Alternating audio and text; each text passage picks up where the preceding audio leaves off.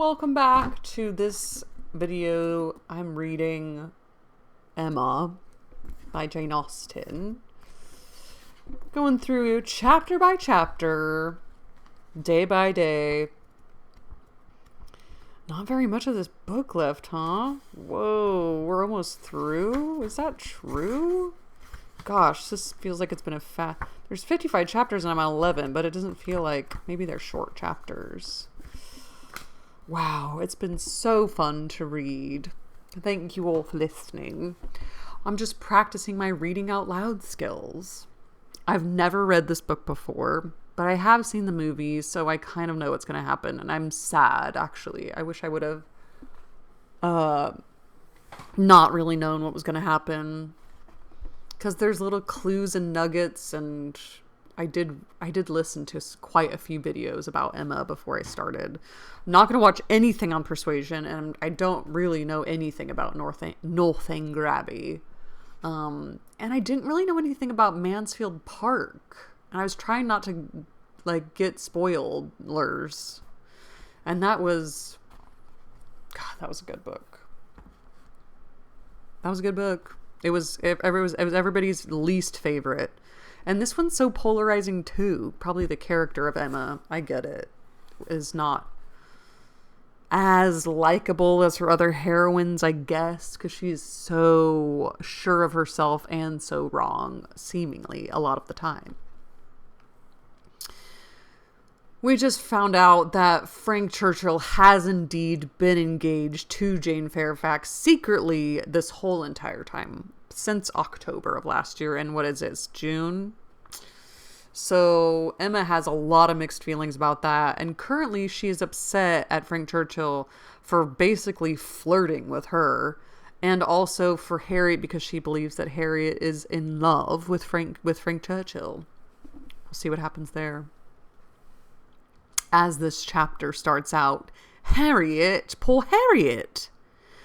Those were the words. In them lay the tormenting ideas which Emma could not get rid of, and which constituted the real misery of the business to her.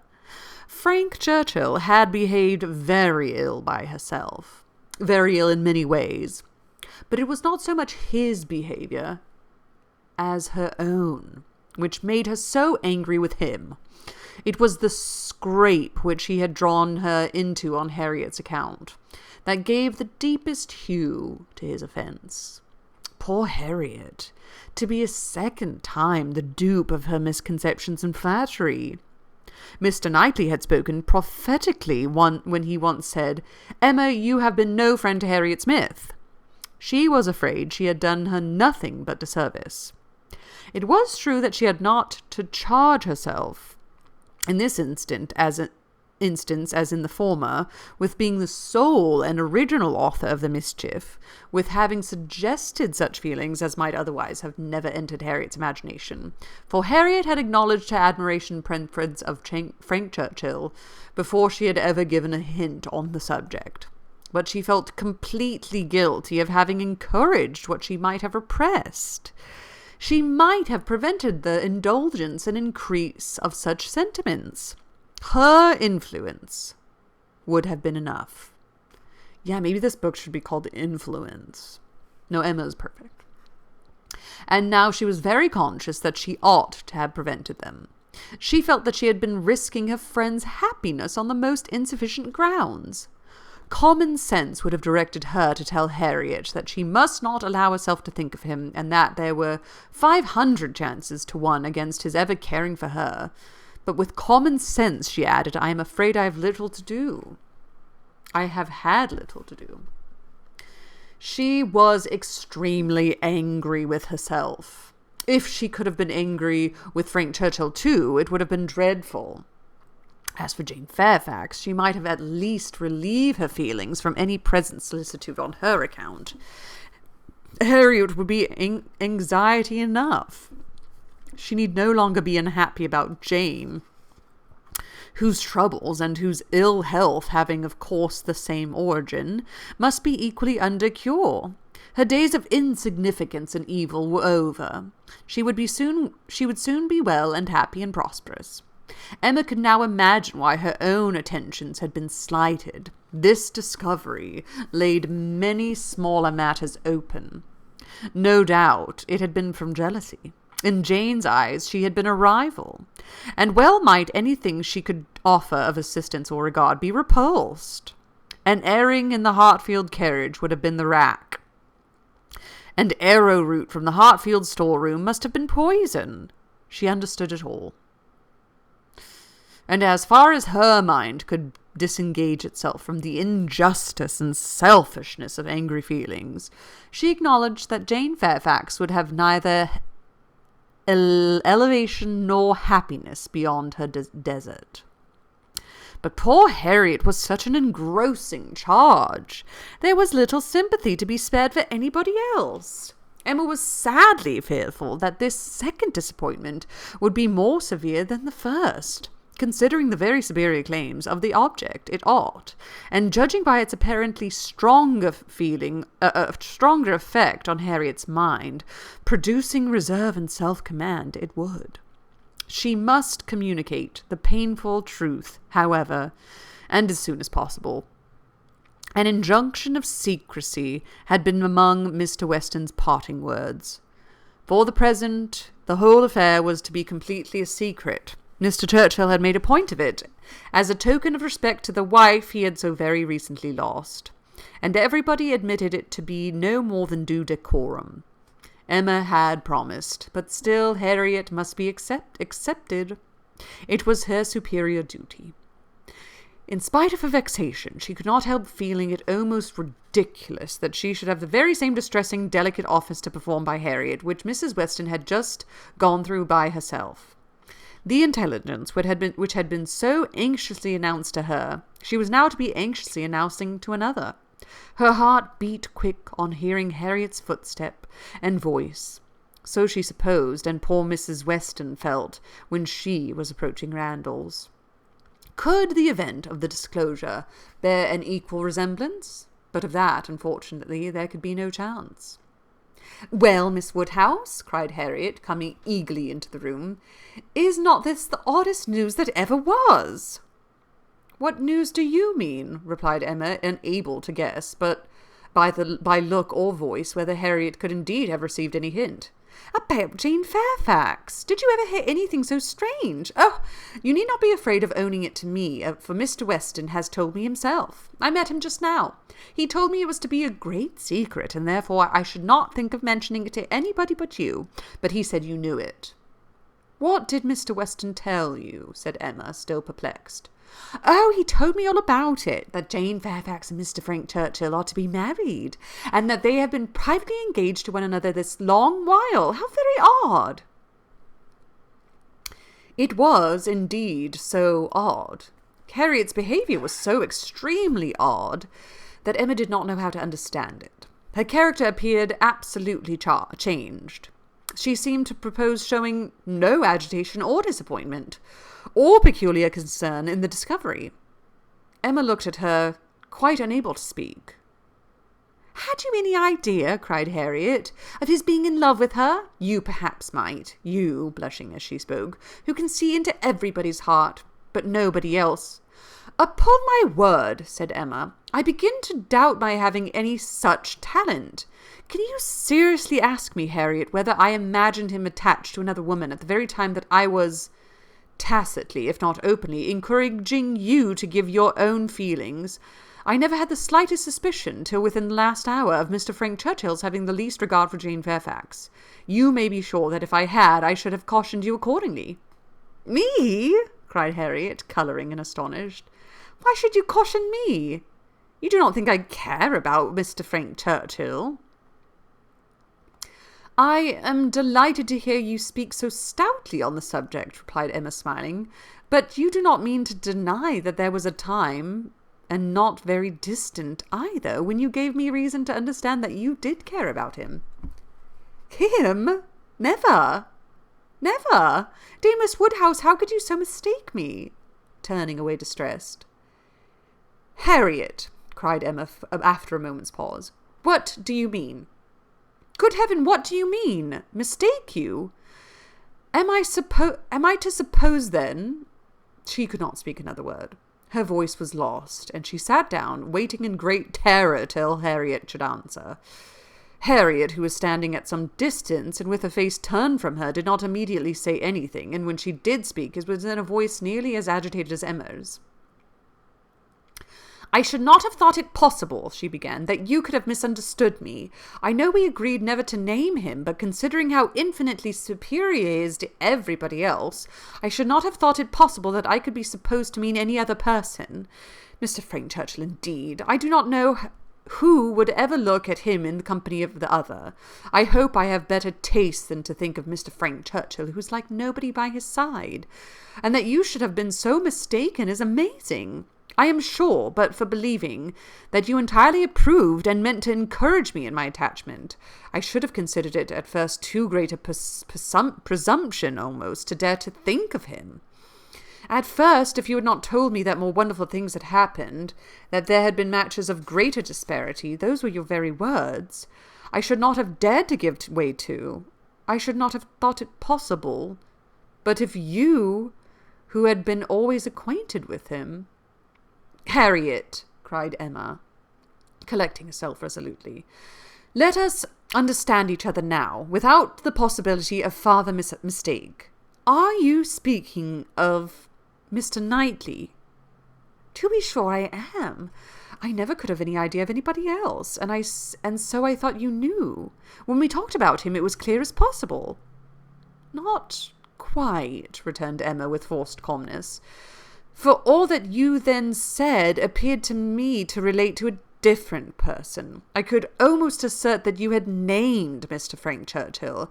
I am sure the service of Frank Churchill that had rendered you in protecting you from the gipsies was spoken of." "Oh, Miss Woodhouse, how you do forget!"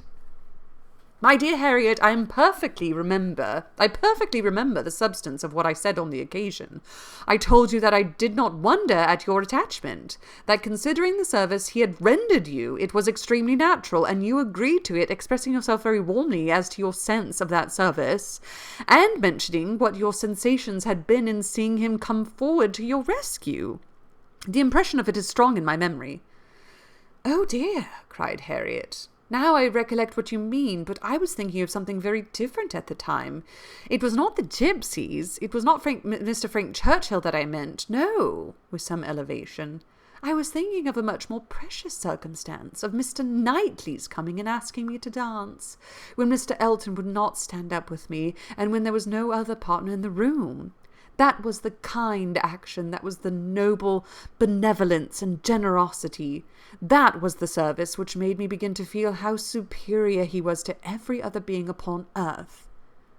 "Good God!" cried Emma.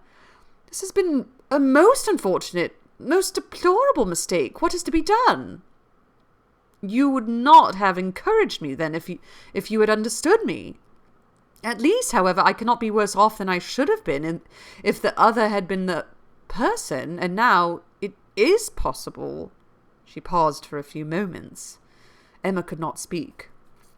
"I do not wonder, Miss Woodhouse," she resumed, "that you should feel a great difference between the two, as to me or as to anybody. You must think one 500 million times more above me than the other. But I hope, Miss Woodhouse, that supposing that if, strange as it may appear, but you know they were your own words, the more wonderful things have happened, matches of greater disparity had taken place than between Mr. Frank Churchill and me, and therefore it seemed as if such a thing even as this may have occurred before, and if I should be so fortunate beyond expression as to, if Mr. Knightley should really, if he does not mind the disparity, I hope, dear Miss Woodhouse, you will not set yourself against it and try to put difficulties in the way. But you are too good for that, I am sure." Harriet was standing at one of the windows. Emma turned round to look at her in consternation, and hastily said, "Have you any idea of Mr. Knightley's returning your affection?" "Yes," replied Harriet modestly, but not fearfully. "I must say that I have." Emma's eyes were instantly withdrawn. Wow. What if, like, Harry and Mr. Knightley get together and then Emma ends up alone? I guess she doesn't want to get married, but that would be crazy.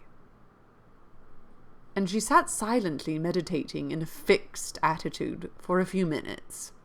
A few minutes was sufficient for making her acquainted with her own heart.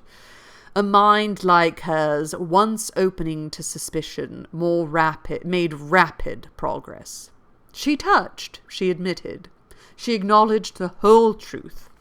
Why it was so much worse that Harriet should be in love with Mr. Knightley than with Frank Churchill? Why was the evil so dreadfully increased by Harriet's having some hope of a return? It darted through her with the speed of an arrow that Mr. Knightley must marry no one but herself. Whoa. Her own conduct, as well as her own heart, was before her in the same few minutes. She saw it all with a clearness which had never blessed her before. How improperly had she been acting by Harriet. How inconsiderate, how indelicate, how irrational, how unfeeling had been her conduct. What blindness, what madness had led her on? It struck her with dreadful force, and she was ready to give it every bad name in the world. Some portion of respect for herself, however, in spite of all these demerits, some concern for her own appearance, and a strong sense of justice by Harriet.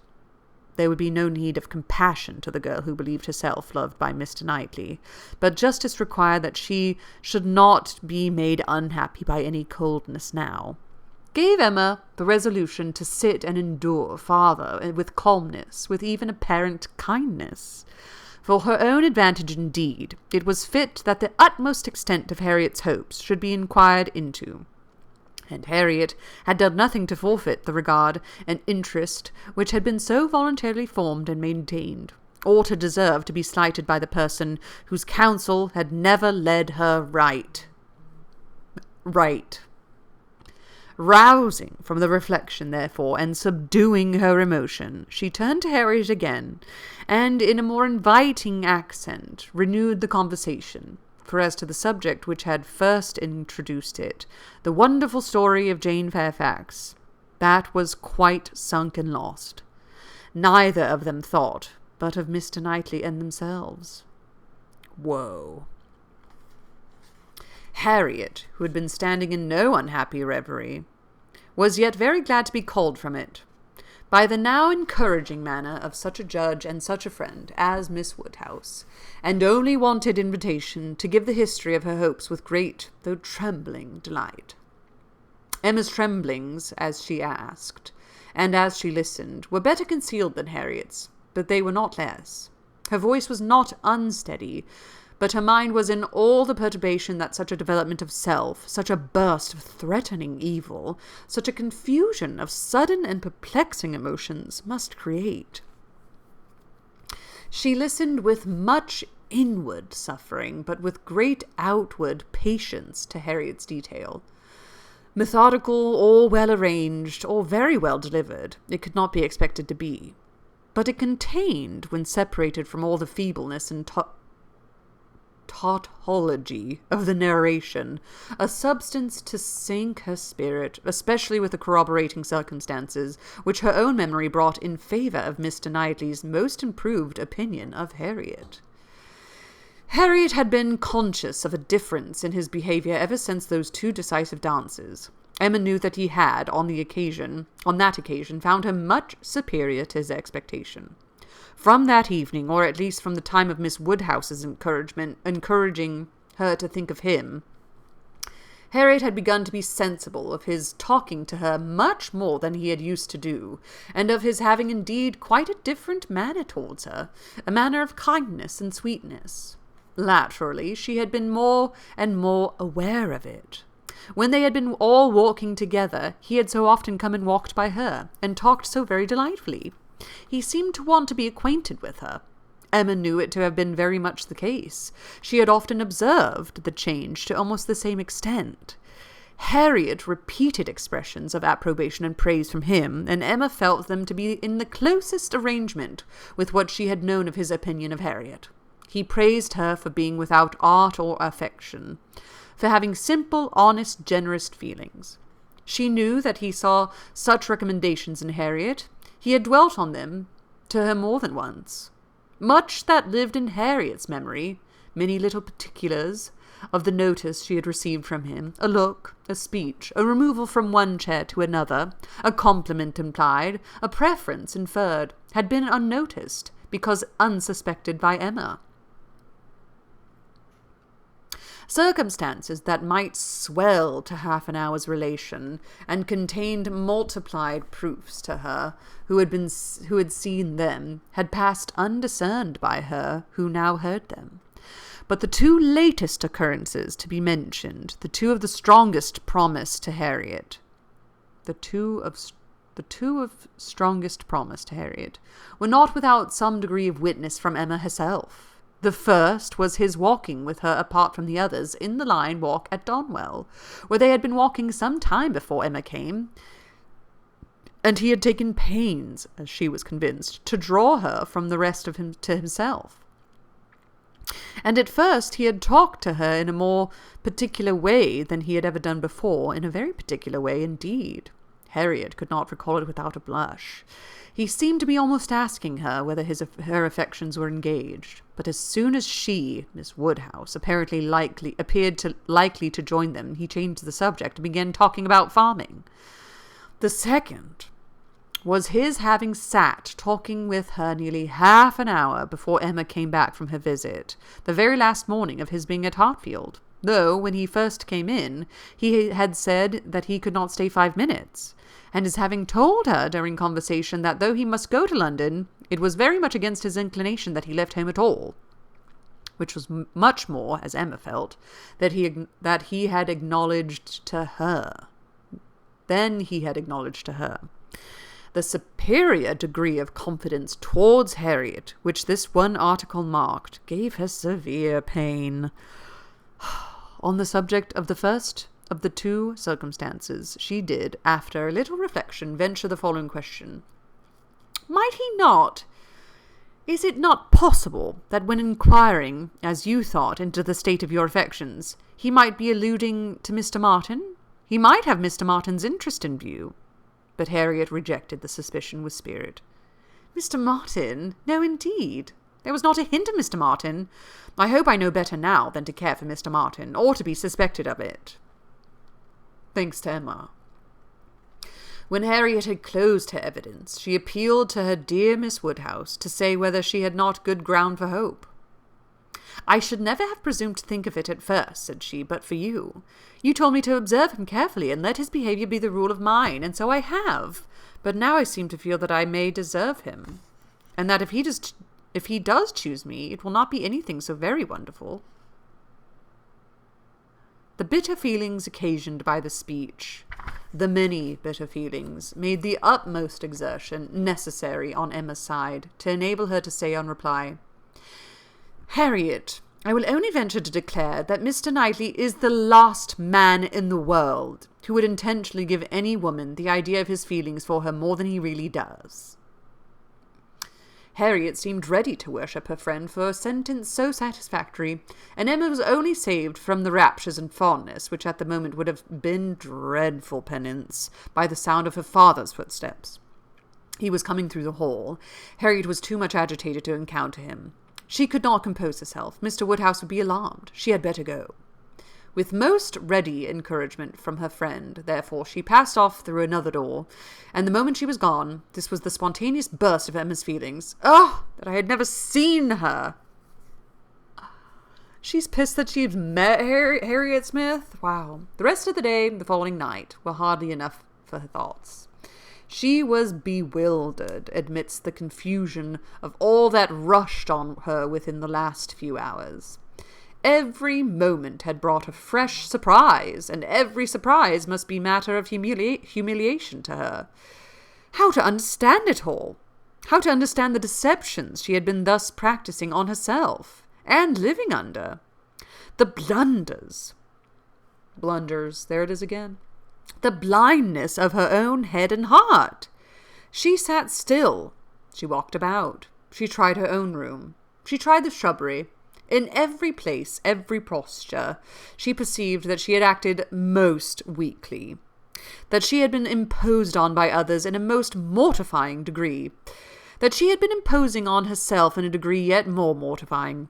that she was wretched, and should probably find this day but the beginning of wretchedness.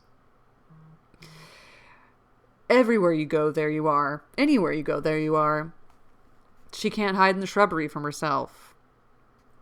To thoroughly understand her own heart, was the first endeavor. That's right. You gotta understand this first, before you gotta be mucking about with everybody else's lives. I get it, girl. Jane Austen! She gets it. To thoroughly understand her own heart was the first endeavor. Yes. Yes. Yes. To that point went every leisure moment which her father's claims on her allowed, and every moment of involuntary absence of mind. How long had Mr. Knightley been so dear to her, as every feeling declared him now to be? When had his influence, such influence, begun? When had he succeeded to that place in her affection which Frank Churchill had once, for a short period, occupied? She looked back. She compared the two. Compared them, as they had always stood in her estimation, from the time of the latter's becoming known to her, and as they must at any time have been compared by her, had it by any blessed felicity occurred to her to institute the comparison. She saw that there had never been a time when she did not consider Mr. Knightley as infinitely superior, or when his regard for her had been infinitely the most dear.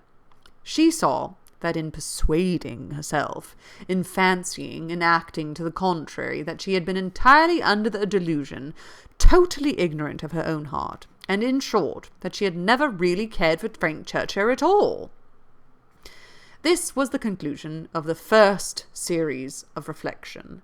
Thank God for self-reflection. This was the knowledge of herself on the first question of inquiry, which she reached, and without being long in reaching it, she was most sorrowfully indignant, ashamed of every sensation but the one revealed to her, her affection for Mr. Knightley. Now, does she only like Mr. Knightley now because Harriet likes him? No, I feel like it's been growing, right? Because there was a thing that happened where she was like, Mr. Knightley wouldn't have done that, or something. She said something about Mr. Knightley, and I was like, oh, in my head. Wow. Her affection for Mr. Knightley. Every other part of her mind was disgusting. With insufferable vanity had she believed herself in the secret of everybody's feelings. With unpardonable arrogance proposed to arrange everybody's destiny. She was proved to have been universally mistaken.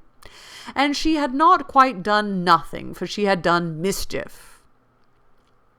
She had brought evil on Harriet, on herself, and she too much feared, on Mr. Knightley.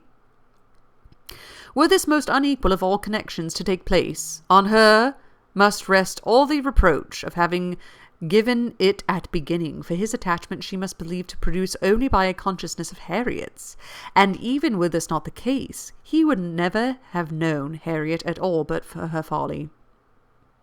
Mr. Knightley and Harriet Smith! It was a union to distance every wonder of the kind. The attachment of Frank Churchill and Jane Fairfax became commonplace, threadbare, stale in the comparison, exciting no surprise, presenting no disparity, affording nothing to be said or thought. Mr. Knightley and Harriet Smith! Such an evaluation on her side, such a debasement on his!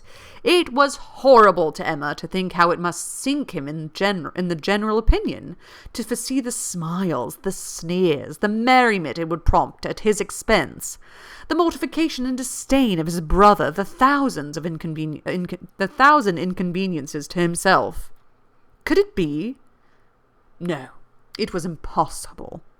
And yet it was far, very far from impossible. Was it a new circumstance for a man of first-rate abilities to be captivated by very inferior powers? Was it new for one, perhaps too busy to seek, to be the prize of a girl who would seek him? Was it new for anything in this world to be unequal, inconsistent, incongruous? or for chance and circumstance at second causes to direct the human fate? Ugh! Had she never brought Harriet forward, had she left her where she ought, and where he had told us she ought, had she not, with a folly which no tongue could express, prevented her marrying the unexceptionable man who would have made her happy and respectable in the line of life to which she ought to belong, all would have been safe. None of this dreadful sequel would have been. How Harriet could ever have had the presumption to raise her thoughts to Mr. Knightley, how she could dare to fancy herself the chosen of a man till actually assured of it. But Harriet was less humble, had fewer scruples than formerly. Her inferiority, whether of mind or situation, seemed little felt. She had seemed more sensible of Mr. Elton's being to stoop in marrying her than she now seemed of Mr. Knightley's. Alas, was not that her own doing? Who had been at pains to give Harriet notions of self-consequence but herself? Who but herself had taught her that she was to elevate herself if possible, and that her claims were great to a high worldly establishment? If Harriet, from being humble, were grown vain, it was her doing too. Chapter 11 done. Emma is so stuck on, like, class, and, like, Harriet is of this class, and I want to elevate her to a higher class, but now that she is in a higher class, Harry needs to be dropped down a peg or two, like to Mr. Martin, who is just disgusting to her. She's very into class. Wow. And Mr. Knightley is just way too good for her because of class. What a time we live in. My gosh, wow. Join me next time for chapter 12 of Emma. Happy reading to you all, and ta-ta.